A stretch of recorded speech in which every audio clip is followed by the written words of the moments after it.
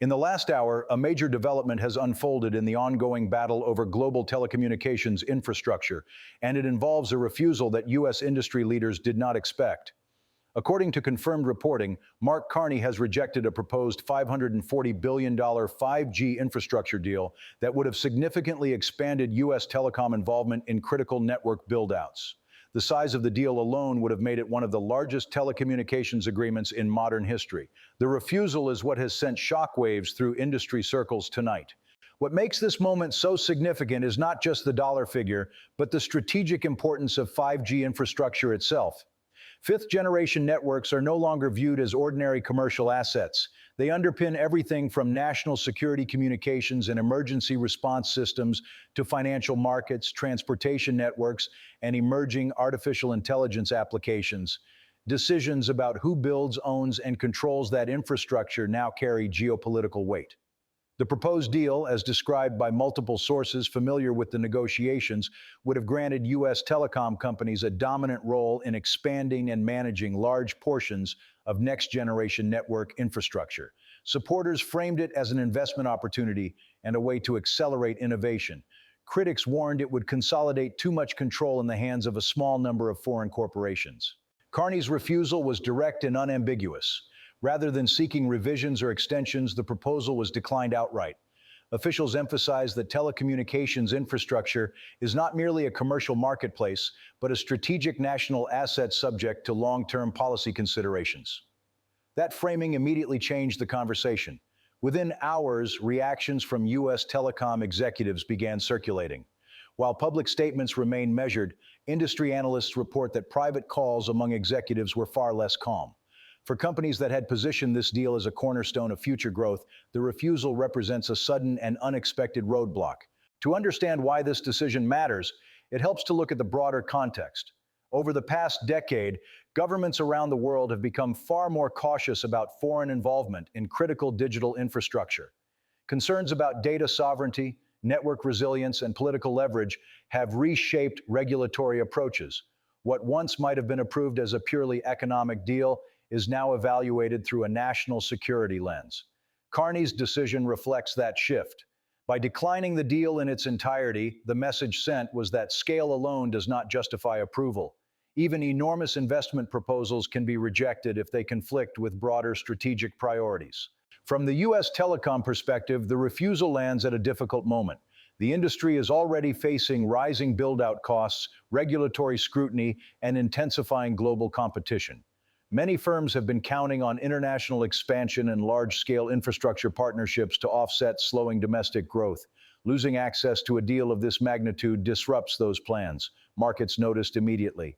Analysts began revising projections, and investors started reassessing the assumptions underlying future revenue streams tied to global 5G expansion. While no single company's outlook collapsed overnight, the collective uncertainty was unmistakable. What has fueled intense discussion is the contrast between expectations and outcome. Negotiations reportedly extended for months, with significant resources devoted to aligning technical standards and investment frameworks. The refusal suggests that despite those efforts, a fundamental misalignment remained. Carney's position has consistently emphasized long-term stability over short-term capital inflows. In previous roles, he has argued that infrastructure decisions must prioritize resilience, governance, and public trust. This refusal aligns with that philosophy. It signals that access to critical digital systems will not be granted simply because the financial offer is large. Supporters of the decision argue that it protects national autonomy in an era where digital infrastructure can be weaponized economically or politically. Critics counter that rejecting such a massive investment risks slowing innovation and isolating markets. Both arguments are now playing out in real time. Another layer to this story is how it fits into the global race for 5G dominance. Countries are not just choosing technologies. They are choosing partners, standards, and governance models that could shape digital ecosystems for decades. Every major decision sets precedents that others watch closely. That is why this refusal has reverberated beyond the immediate parties involved. Policymakers in other regions are studying the rationale, investors are reassessing risk models, and telecom firms are reconsidering how they approach future negotiations. For now, what is confirmed is straightforward. A massive 5G infrastructure deal was proposed, it was refused without modification, and the refusal has introduced new uncertainty into an already complex global telecom landscape.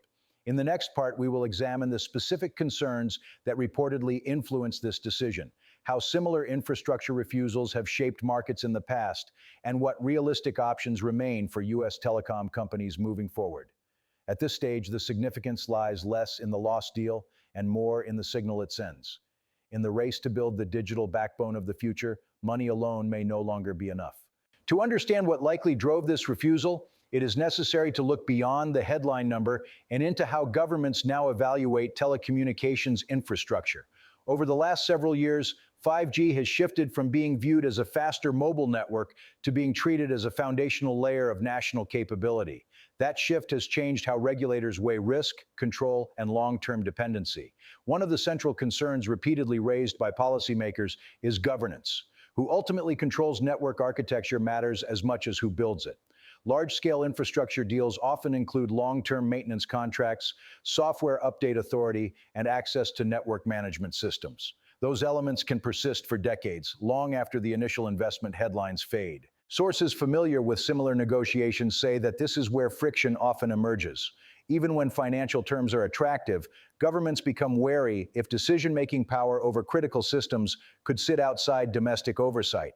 In the case of this proposed deal, analysts believe that governance structure, not price, became the decisive factor.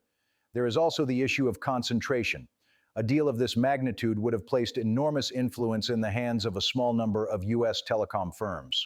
While those firms are globally respected, regulators increasingly worry about systemic risk when infrastructure becomes too centralized. Redundancy, diversity of suppliers, and the ability to pivot in a crisis are now core evaluation criteria. From that perspective, refusal does not necessarily signal hostility toward U.S. companies.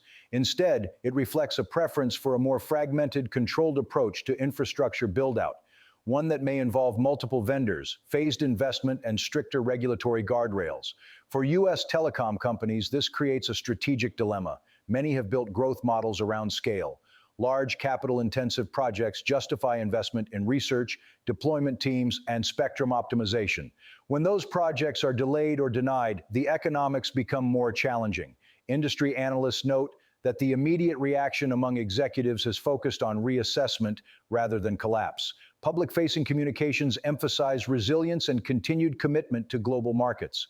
Privately, however, companies are reevaluating how they present future proposals and how much control they are willing to concede to secure approvals. Another factor influencing this decision is timing. Governments are currently under pressure from voters and watchdog groups to protect data privacy and national security. Approving a massive foreign-linked infrastructure deal during that environment carries political risk. Even if the deal is technically sound, perception matters. This is where the broader global context becomes relevant.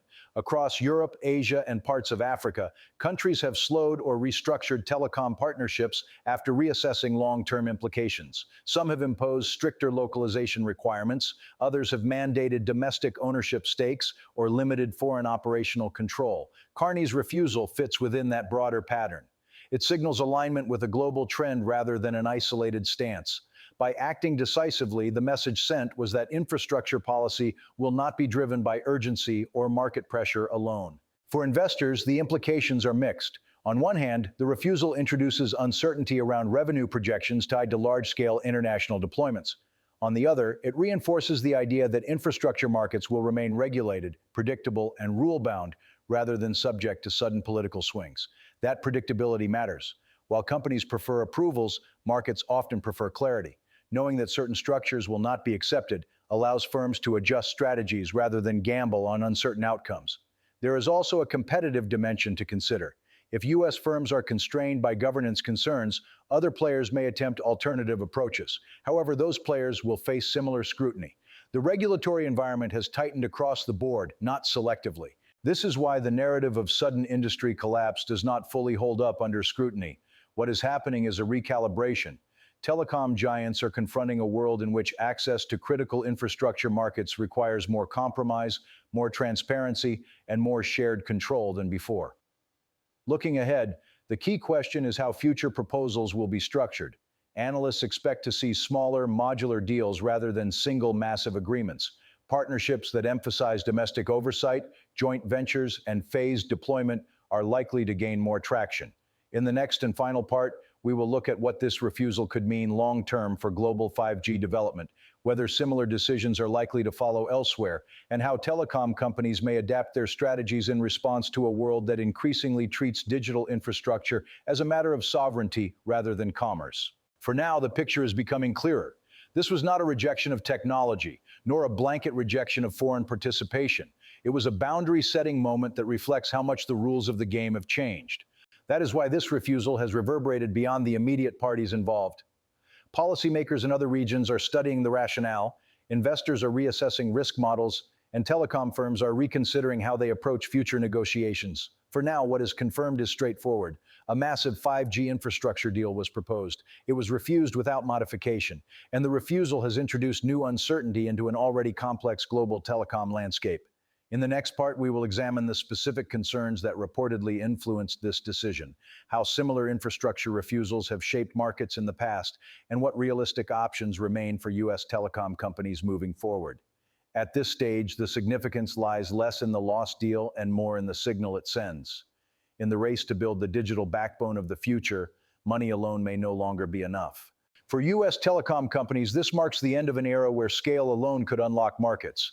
The new environment rewards flexibility over dominance. Firms that can operate within tighter regulatory frameworks, accept shared governance, and tailor proposals to local priorities are likely to fare better than those pursuing all-or-nothing megadeals. This does not mean the door is closed. It means the door is narrower. Future agreements are more likely to involve joint ventures, domestic equity participation, localized data management, and clearly defined limits on operational authority. These structures may be less lucrative in the short term, but they offer durability in a world increasingly wary of dependency. There is also a competitive lesson embedded in this decision. As governments assert greater control, technological leadership alone is no longer sufficient. Trust, transparency, and institutional alignment now carry equal weight. Companies that underestimate those factors risk repeated refusals regardless of their technical capabilities. From a policy standpoint, the refusal reinforces a trend towards sovereignty in the digital domain. Just as energy grids and transportation networks are guarded assets, so too are data pipelines and wireless systems. That shift has implications far beyond telecommunications, influencing how countries think about cloud computing, artificial intelligence, and cross-border data flows. Internationally, other governments are watching closely. Decisions like this create reference points. They shape expectations about what is acceptable and what is not. When one high-profile proposal is declined on governance grounds, it emboldens regulators elsewhere to ask harder questions and set firmer conditions. For markets, the takeaway is not panic, but adjustment. Valuations built on assumptions of rapid, unrestricted global expansion may need revision. At the same time, companies that adapt successfully could benefit from more stable, long-term partnerships that are less vulnerable to political reversal. It is also important to note what this decision does not do. It does not halt 5G development. It does not exclude foreign technology categorically, and it does not signal retreat from innovation.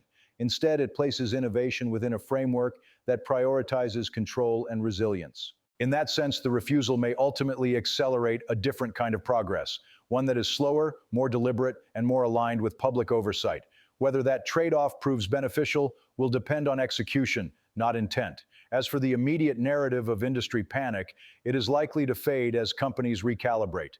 Initial shock is common when expectations are disrupted, but large firms are adept at adaptation. The real test will be how quickly strategies evolve to meet the new reality. Looking forward, this moment will likely be remembered less for the number attached to the deal and more for the precedent it reinforces. That in the modern digital economy, access to foundational systems is negotiated not just with capital, but with credibility. The rules have not disappeared. They have become clearer. And for all parties involved, clarity, even when it closes a door, is often more valuable than uncertainty that leaves everyone guessing. As developments continue, attention will shift from what was refused to what comes next. The form of future agreements, the conditions attached to them, and the balance struck between innovation and sovereignty will define the next phase of global connectivity. For now, the message is unmistakable. The era of unrestricted infrastructure expansion is over. The era of negotiated governed connectivity has arrived.